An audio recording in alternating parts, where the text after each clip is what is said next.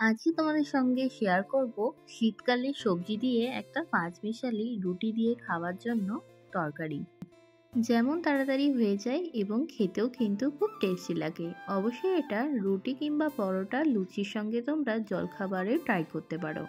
তার জন্য এখানে শিম, বেগুন, আলু, পেঁয়াজ আর এখানে পেঁয়াজ করি নিয়ে নিয়েছি, আর নিয়ে নিয়েছি আলু আর একটা চেরা কাঁচা লঙ্কা।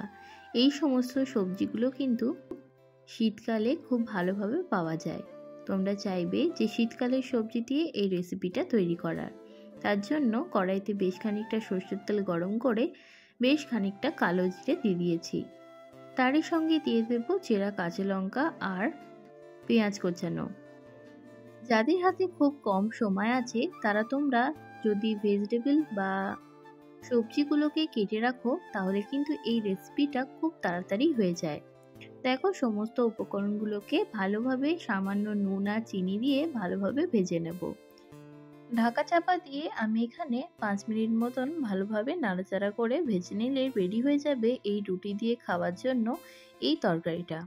নামাবার আগে তোমরা ম্যাগি মশলা কিংবা গরম মশলা দিয়ে এই রেসিপিটা একবার হলেও ট্রাই করতে পারো। আশা করছি তোমাদের এই শর্টকাট রেসিপিটা ভালো লাগবে, আর খেতেও কিন্তু দুর্দান্ত হয়েছিল। অবশ্যই একবার ট্রাই করে দেখো।